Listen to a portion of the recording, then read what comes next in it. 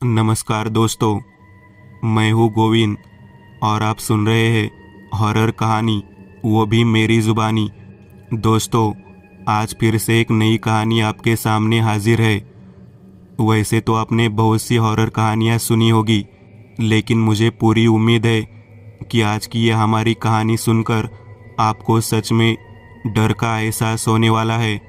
बस मेरी आपसे इतनी गुजारिश है कि आप अगर इस कहानी को पूरा सुनेंगे तो सच में बहुत ज़्यादा मज़ा आने वाला है। साथ ही अगर आप पहली बार हमारे इस चैनल पर आए हैं तो चैनल को अभी सब्सक्राइब कर लीजिए। ऐसा करने से हमारी और आपकी नज़दीकियाँ बढ़ जाएगी और आगे आने वाली वीडियो आप तक आसानी से पहुंच जाएगी। तो ज़्यादा समय ना लेते हुए जल्दी से अपनी कहानी को शुरू करते हैं। क्या कह रहे हो जादव, आज यहाँ कैसे? एकदंत ने जादव के सामने कुर्सी पर बैठते हुए कहा, आप इतने व्यस्त हैं, बिना काम के कैसे आते? 50 साल के जादव ने मुस्कुराते हुए कहा, आप लोग मुझसे इतना प्यार करते हैं, मुझे चैन नहीं लेने देते। हाँ, होना ही चाहिए। आजकल आप जैसे लोग कहाँ हैं एकदंत? क्या यह कुछ ज़्यादा नहीं है जादव? एकदंत ने मुस्कुराते हुए कहा, नहीं एकदंत, मैंने केशव से कई मामले सुने हैं जिन्हें आपने संभाला है, इसलिए मुझे अंदाजा है कि आप क्या कर सकते हैं, इसलिए मैं आज आपके पास आया हूँ। क्या हुआ जाधव, क्या तुम मुझे थोड़ा और स्पष्ट बता सकते हो? नंदवी गांव में मेरा एक घर है, कई सालों से इसका इस्तेमाल नहीं हुआ है, इसके आसपास काफ़ी जगह है। फिलहाल मेरा बिजनेस अच्छा नहीं चल रहा है, नुकसान बढ़ रहा है, तो मेरे दिमाग में है कि पुराने घर का कुछ उपयोग किया जाए। तो समस्या क्या है? कई दिक्कतें हैं। एक तो ये कि ये घर पिछले 78 साल से बंद पड़ा है। बीच में कुछ दिनों के लिए इसे खोला गया, लेकिन बंद करना पड़ा। क्यों? कोई विशेष कारण? एकदंत ने उत्सुकता से पूछा। वह घर ब्रिटिश काल का है। मेरे दादा दिवाकर जाधव एक बड़े व्यापारी थे। उन्होंने उस घर को बड़े चाव से बनवाया था, लेकिन बनने के बाद उस घर में कोई नहीं रह सका। क्यों? कोई भूत प्रेत आदि? शायद ऐसा कुछ, या कुछ और, मुझे नहीं पता। मुझे दादा या पिता ने कुछ नहीं बताया और पिछले कुछ सालों में हमें इस पर गौर करने की कोई ज़रूरत नहीं पड़ी। लेकिन अब पिछले 2 सालों में कोरोना के कारण हमारा कारोबार ठप हो गया है। एक वेरिएंट चला गया कि मीडिया दूसरा वेरिएंट ला रहा है, इसलिए कारोबार में सुधार के कोई संकेत नहीं दिख रहे। वे घर और ज़मीन बेचकर नया कारोबार शुरू करने की योजना बना रहे हैं, लेकिन बाधा क्या है? एक अच्छा एजेंट देखकर बेच दो जगह, इसकी कोशिश की गई थी, लेकिन गांव में घर और जगह के बारे में आमतौर पर कई किंवदंतियां है, इसलिए कोई भी उस घर को खरीदने को तैयार नहीं होता, क्योंकि खरीदने वाला तो पूछ परख कर ही खरीदते हैं ना। लेकिन तुम्हें कुछ अंदाजा तो होगा कि उस घर में क्या हुआ था। मेरे दादाजी ने मुझे जो बताया है उसके अनुसार एक तो यह कि जहाँ अब घर है वह ज़मीन उन्हें बहुत सस्ते में मिल गई, और दूसरी यह कि जब वो इसे बना रहे थे तो कोई भी वहाँ रात में नहीं रह सकता था। कुछ अजीब या अशुभ चीज़ें हो रही थी। घर बनने के बाद मेरे दादाजी ने वहाँ पूजा की थी। मुझे नहीं पता कि यह किस तरह की पूजा थी, लेकिन उसके बाद भी उनके लिए वहाँ रहना संभव नहीं था। उस समय हमारा परिवार इतना समृद्ध था कि उन्हें अपना घर छोड़कर यहाँ पुणे आने में ज़्यादा मेहनत नहीं करनी पड़ी। उसके बाद घर की उपेक्षा की गई। उसके बाद क्या हुआ? मेरा मतलब है, क्या तुम्हारे पिता या तुमने कुछ किया? मेरे पिता ने समय समय पर उस घर की मरम्मत की, लेकिन तब भी लोग केवल दिन के दौरान ही काम करते थे। मैंने अब तक 3 लोगों को वहाँ भेजा है, उनमें से 2 अप्रत्याशित रूप से गायब हो गए और एक गायब हो गया। वह कुछ दिनों बाद आसपास के जंगल में बेहोशी की हालत में पाया गया। किसी को समझ नहीं आया कि क्या कहा जा रहा है, लेकिन वास्तव में उन लोगों को वहाँ भेजने का आपका उद्देश्य क्या था? यदि कोई उस स्थान पर 1 सप्ताह भी रुक जाए तो गांव में बात फैलने में देर नहीं लगेगी, और गांव में उस घर के बारे में जो भी गपशप हो रही है वह स्वयं ही बंद हो जाएगी। लेकिन इसके विपरीत उस घर में कोई भी 2-3 दिन से ज़्यादा नहीं रह पाता। अब महत्वपूर्ण बात, आप मुझसे क्या उम्मीद करते हैं? एकदंत ने अपनी कुर्सी पर पीछे झुकते हुए कहा, आपको उस घर में जाना चाहिए और कुछ दिन रहना चाहिए। केवल आप ही पता लगा सकते हैं कि वहाँ क्या है। आप जो कह रहे हैं उसमें निश्चित रूप से समय लगेगा। मैं यहाँ अपना काम खत्म करने की कोशिश कर रहा हूँ, फिर लगभग 2 सप्ताह में मैं वहाँ पहुँच जाऊँगा।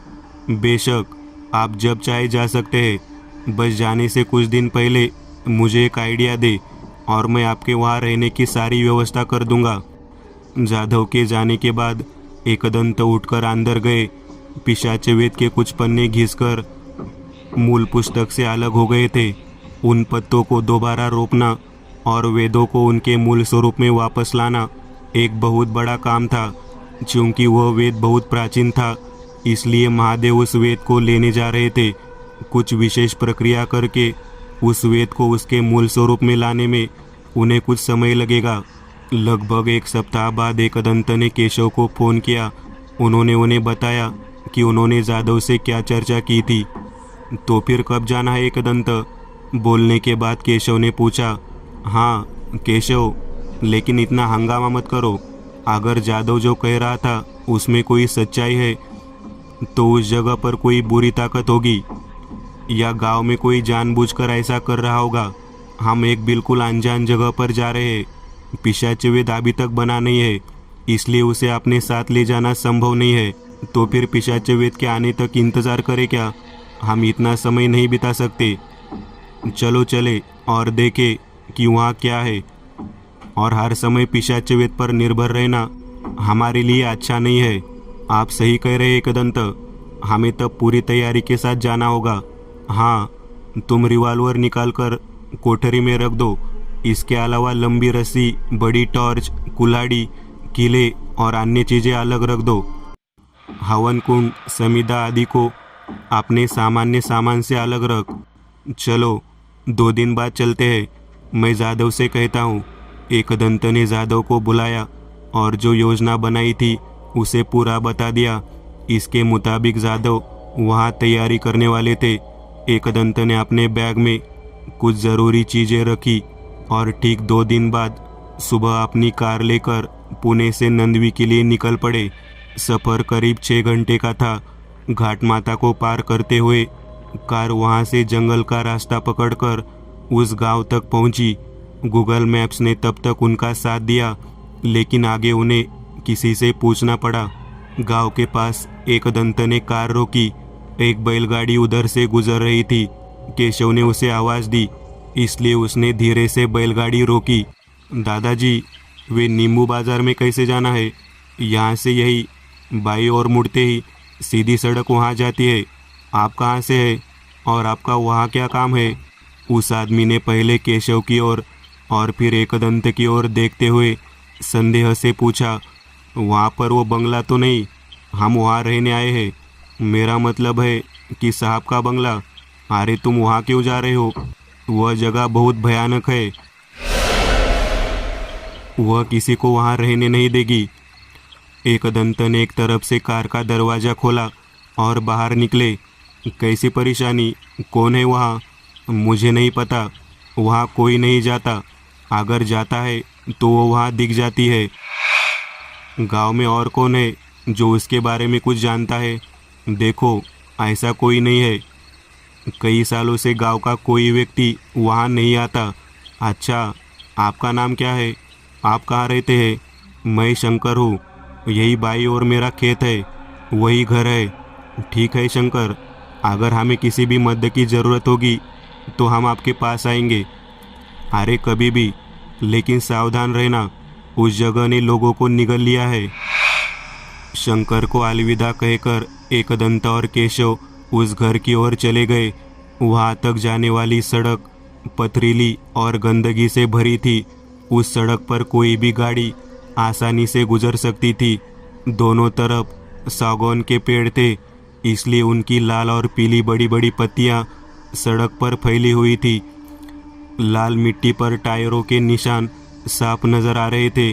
उन दोनों को एहसास हुआ कि पिछले 1-2 दिनों में वहाँ कोई आया था। कुछ दूर जाने के बाद उन्हें सामने एक लकड़ी का गेट मिला। कार को एक तरफ ले जाकर एकदंत ने घर से करीब 50 फीट दूर घर के आंगन में कार खड़ी कर दी। दोनों ने कार से उतरकर घर की ओर देखा। चारों ओर पक्षियों की आवाज़ के अलावा सन्नाटा था। घर के दोनों ओर एक निश्चित दूर के बाद झाड़ियाँ थी। मुख्य आवास का क्वार्टर कम ऊंचाई का था। क्योंकि जादव ने पहले ही ताले की चाबी दे दी थी, केशव ने आगे बढ़कर दरवाज़ा खोल दिया, लेकिन घर बंद होने के कारण उन्हें अपेक्षित बासी गंध नहीं आई। वे दोनों अंदर आए। घर का माहौल आमतौर पर खुशनुमा था। उन्होंने सामान कार में रखा और घर देखने लगे। घर के मुख्य दरवाजे से प्रवेश करते हुए एक विशाल बैठक कक्ष था, जिसके दोनों ओर बड़ी बड़ी खिड़कियां थी। पूरा निर्माण पत्थर से किया गया था। लिविंग रूम से ही दाहिनी ओर एक दरवाज़ा था, जो रसोई घर की ओर जाता था। एक बरामदा मुख्य लिविंग रूम की ओर जाता था। इसके अलावा बाईं ओर दाईं ओर 2 अन्य कमरों के दरवाजे थे। उनमें बड़ी खिड़कियां भी थी। पीछे जहां बरामदा खत्म होता था, वहां एक दरवाज़ा खुलता था। एक और बात जो उस समय आम नहीं थी, वह यह थी कि घर में हर कमरे में एक अलग शौचालय और बाथरूम था। पूरे घर में पर्याप्त रोशनी थी, क्योंकि यह एक मंजिला इमारत थी। घर की छत ढलानदार थी। बरामदे के कौलों में शीशे का समुचित प्रयोग किया गया था, जिससे बरामदे में निरंतर रोशनी बनी रहे। घर में बिजली थी। पीछे छप्पर में चूल्हा था। एक तरफ ढेर सारी लकड़ी रखी हुई थी। रसोई में काम आने वाले बर्तन थे। एक स्टोव था। एक डिब्बे में मिट्टी का तेल था। व्यवस्था में खाद्य सामग्री पैक की गई। तुम क्या सोचते हो एकदंत, क्या यहाँ कुछ होगा? केशव ने लिविंग रूम में चारों ओर देखते हुए पूछा। सच में कहूँ तो केशव, मुझे इस घर में कुछ भी महसूस नहीं हो रहा है। इस घर की हवा साफ है। बहुत कम घरों में इतना खुला माहौल होता है। तो यहाँ कोई बुरी ताकतें नहीं होंगी? शायद, लेकिन हम तुरंत किसी निष्कर्ष पर नहीं पहुँच सकते। सामान अंदर लाओ। चूंकि दोपहर का भोजन उन्होंने साथ लाया था, इसलिए उन्हें कुछ भी बनाने की आवश्यकता नहीं थी। खाने के बाद एकदंत और केशव एक कमरे में बैठ गए। केशव ने मुस्कुराते हुए कहा, मुझे इतना आराम का समय मिले काफ़ी समय हो गया है। मैं अब सोने जा रहा हूँ। अरे सो जा सो जा, क्या पता रात को क्या देखने को मिले। एकदंत ने मुस्कान के साथ कहा। हाँ, मैं सोने जा रहा हूँ। केशव अंदर सो गया। एकदंत उठकर बाहर आ गए। वे उस घर के आसपास घूम रहे थे। घर के पास वड, पीपल, सागौन, आम, नारियल जैसे विभिन्न पेड़ थे। उन्हें अभी भी इस बात का एहसास नहीं हुआ कि इतनी अच्छी जगह पर क्या समस्या हो सकती है। वे हर चीज़ को ध्यान से देख रहे थे, लेकिन खुली जगह पर भी उन्हें कुछ नहीं मिला। वे घर में वापस आए। लिविंग रूम के कोने में एक बड़ा लकड़ी का स्विंग था। वे उस पर बैठ गए। खिड़की से आ रही ठंडी हवा और आरामदायक स्विंग तो उनकी आंख लग गई। अचानक उनके कानों में कुछ आवाज़ें पहुंची। उनकी नींद इतनी गहरी थी कि ऐसा लगा जैसे किसी गहरे गड्ढे से आवाज़ आई हो। एकदंत, उठो एकदंत। उन्होंने अपनी कठोर पलकें खोल दी। केशव सामने खड़ा था। केशव, तुम, क्या हुआ? एकदंत ने आंखें मलते हुए पूछा। मैं आपको बहुत देर से बुला रहा हूँ, लेकिन आप अपनी आंखें नहीं खोल रहे थे। मैंने पहली बार आपको इस तरह सोते हुए देखा है। आपकी नींद हमेशा कितनी सावधान रहती है। शाम हो गई थी तो मैं उठकर बाहर आया तो देखा आप स्विंग पर लेटे हुए हैं। मुझे नहीं पता कि वास्तव में क्या हुआ। मैं यहाँ बैठा ऐसे ही सोच रहा था और अचानक मेरी आँख लग गई। मुझे नहीं पता कि कैसे। ठीक है, आप फ्रेश हो जाओ जब तक मैं चाय बनाता हूँ। केशव अंदर चला गया, लेकिन वह सोच रहा था आखिर ऐसा क्या हुआ कि उन्हें इस तरह सोना पड़ा। चेहरे पर ठंडे पानी की छींटे मारने के बाद वह कुछ फ्रेश हुए और खिड़की से बाहर देखते हुए उन्होंने केशव द्वारा लाई गई चाय ले ली। वह अपने मन पर तनाव साफ महसूस कर सकते थे। धीरे धीरे सूरज ढल गया और घर के चारों ओर अंधेरा छाने लगा। चूंकि आसपास कोई बस्ती नहीं थी, इसलिए जल्द ही पूरी तरह से अंधेरा हो गया। केशव खाना बना रहा था और एकदंत किताब पढ़ रहे थे। इसी बीच बाहर कुछ आवाज हुई। यह किसी भारी चीज के गिरने की आवाज थी। केशव बाहर आया। एकदंत और उसकी आंखें मिली। दोनों ने एक दूसरे को प्रश्नवाचक दृष्टि से देखा। इतने में एक और आवाज आई, धड़। केशव, वो रिवॉल्वर, टॉर्च और कुल्हाड़ी लिया। हमें नहीं पता कि बाहर क्या होगा। केशव तुरंत अंदर गया और सामान बाहर लाया। केशव एक हाथ में टॉर्च और दूसरे हाथ में कुल्हाड़ी लेकर आगे आए। उसके पीछे एकदंत एक हाथ में रिवॉल्वर और दूसरे हाथ में कुल्हाड़ी लेकर बाहर आए। क्योंकि बहुत अंधेरा था, केवल वह हिस्सा दिखाई दे रहा था जहाँ टॉर्च चमकती थी। उधर उधर केवल पेड़ों के पत्तों की सरसराहट ही सुनाई दे रही थी। हवा लगभग बंद हो चुकी थी। केशव टॉर्च लेकर इधर उधर देख रहा था। एक जगह उसने शाल गिरा हुआ देखा। केशव ने कहा, एकदंत, वो देखो शाल। शायद वो पेड़ से गिर गया था, इसलिए उसने ऐसी आवाज की। हाँ, लेकिन एक और आवाज। केशव फिर टॉर्च घुमाकर दूसरी तरफ देख रहा था, लेकिन उसे कुछ दिखाई नहीं दे रहा था। उसने टॉर्च घुमाई और उसे वहां ले आया जहां शाल गिरा था, लेकिन अब उन्हें झटका लगा क्योंकि वह शाल अब वहां नहीं था। वह शाल वहां नहीं है एकदंत। हाँ, मैंने भी देखा। केशव ने टॉर्च को उस पेड़ पर थोड़ा ऊपर घुमाया। पेड़ बहुत ऊंचा था, उसे बहुत सारे फल लगे थे। वह पेड़ हिल रहा था। केशव ने ध्यान से देखा। वहाँ कुछ मानो खोपड़ियाँ गुच्छों में थी। उसके दिमाग के पुर्जे हिल चुके थे। एकदंत, आप देख रहे हो ना?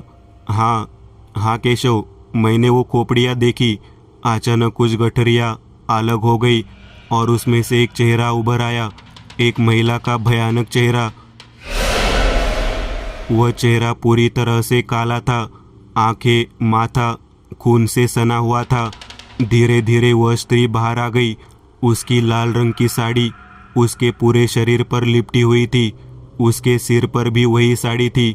वह धीरे धीरे उल्टी होकर पेड़ से नीचे उतर रही थी। उसकी आंखें केशव पर टिक गई। वह छिपकली की तरह पेड़ से चिपकी हुई नीचे आ रही थी।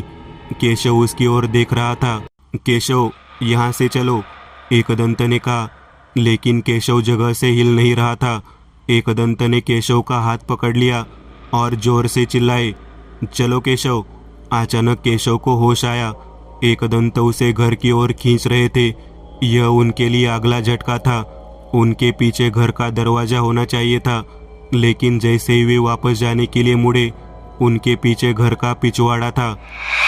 वे घूमकर घर के सामने वाले हिस्से में चले गए, लेकिन घर का अगला हिस्सा उनके सामने नहीं आ रहा था। जैसे वह घर घूम रहा हो, चाहे वे किसी भी रास्ते से जाए। शाल का पेड़ उनके पीछे था और महिला शाल के पेड़ के बीच में रुक गई। उसके भयानक चेहरे पर क्रूर मुस्कान थी। क्योंकि हर जगह अंधेरा था, इसलिए उन्हें अपने आसपास कुछ भी दिखाई नहीं दे रहा था। वे टॉर्च की रोशनी में ही घर का दरवाज़ा ढूंढने की कोशिश कर रहे थे कि अचानक उन्हें पीछे से वही आवाज़ सुनाई दी। केशव और एकदंत पीछे मुड़ गए। केशव के हाथ कांप रहे थे। उन्होंने पेड़ की ओर देखा। महिला अब वहाँ नहीं थी, लेकिन पेड़ के नीचे कुछ गिरा हुआ था। वो क्या है एकदंत? कुछ अलग सा लगता है।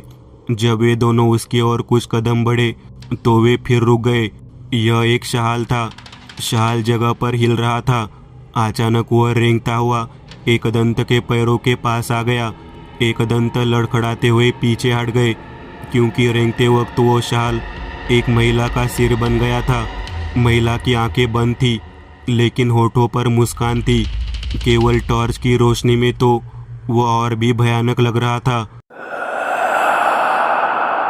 जैसे ही टॉर्च की रोशनी उसके चेहरे पर पड़ी, खून की बूंदों पर पड़ी, बूंदें चमकने लगी।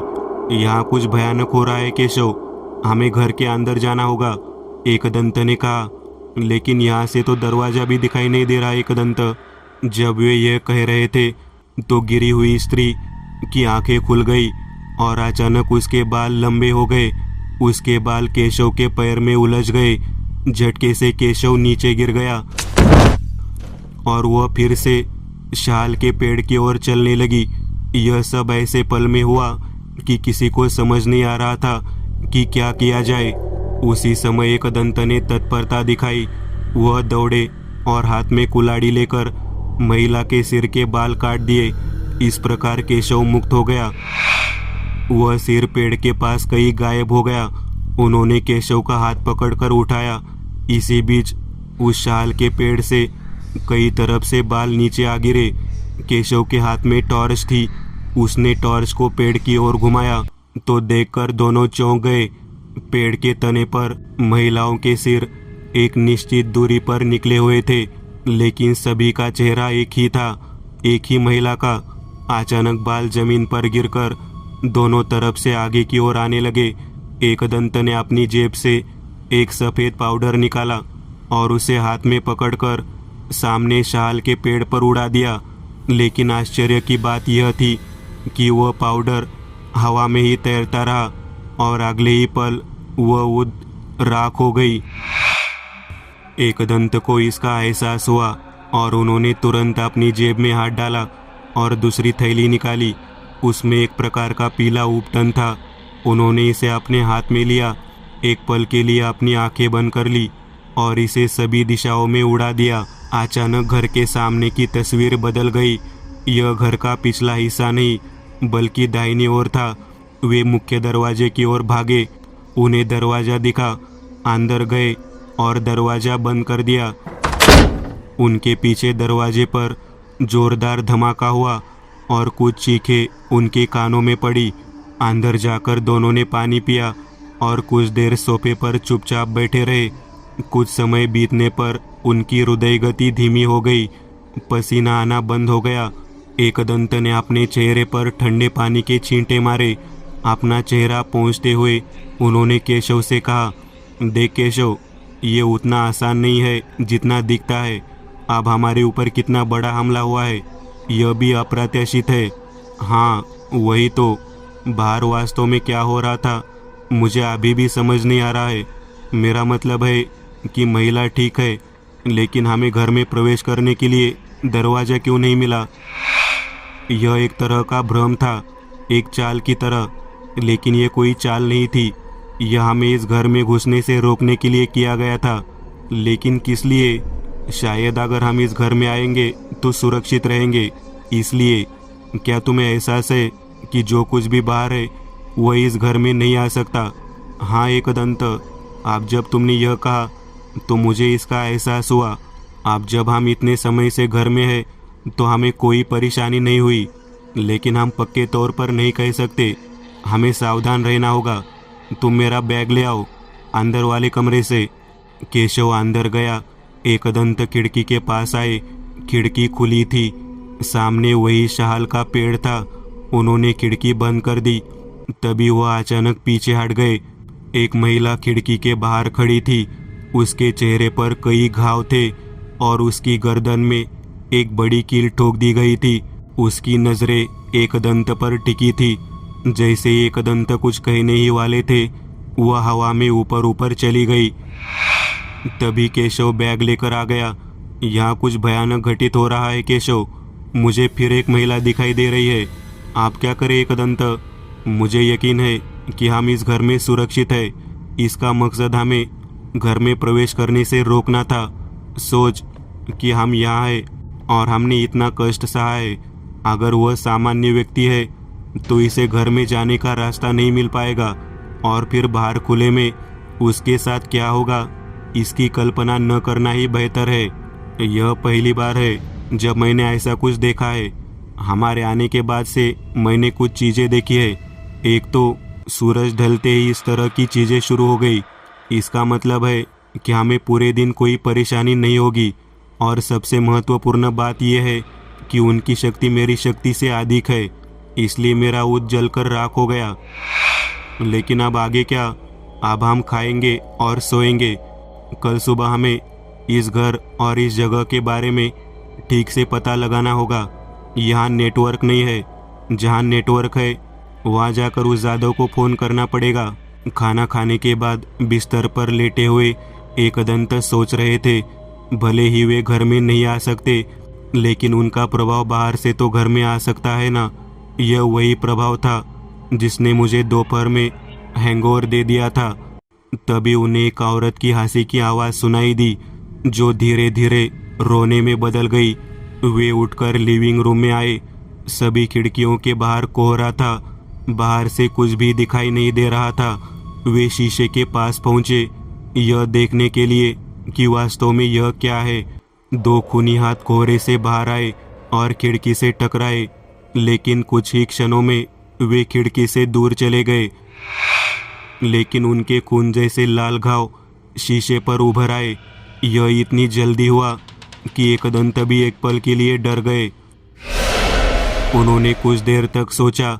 बैग से उन्होंने खंडोबा का भंडारा निकाला और घर के हर दरवाजे और खिड़की पर लगा दिया। बाहर से आने वाली आवाज़ें कुछ हद तक बंद हो गई।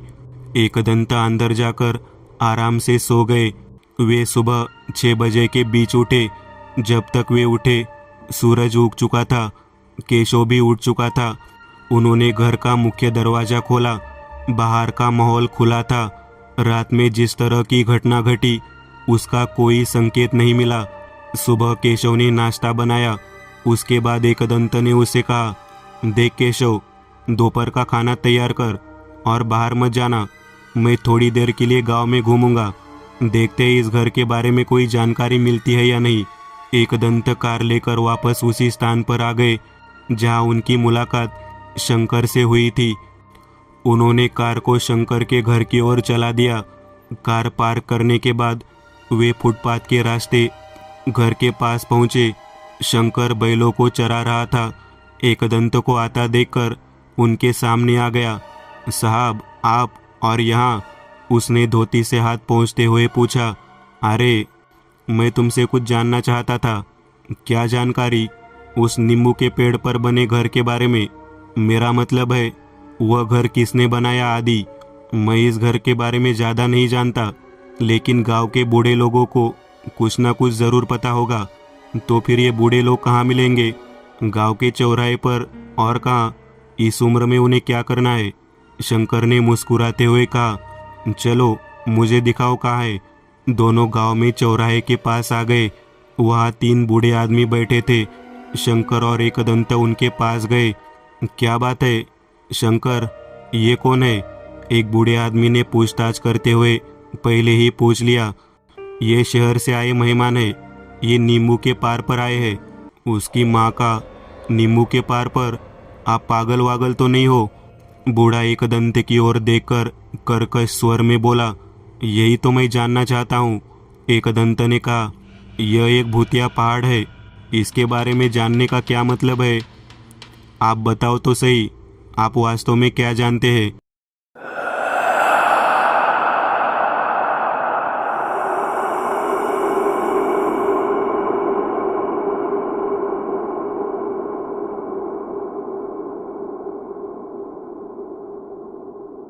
दोस्तों, आज के लिए बस इतना ही। अगर आपको यह कहानी अच्छी लगी हो तो लाइक कीजिएगा। आप में से कई लोग बिना लाइक किए भाग जाते हैं। अगर आपने वीडियो को लाइक किया तो मुझे अच्छा लगेगा और ऐसी ही डरावनी कहानियाँ बनाने के लिए मुझे एनर्जी मिलेगी। तो लाइक ज़रूर करिएगा और अभी तक आपने चैनल को सब्सक्राइब नहीं किया तो तुरंत सब्सक्राइब करिएगा और बगल वाली घंटी को दबाना ना भूलिएगा।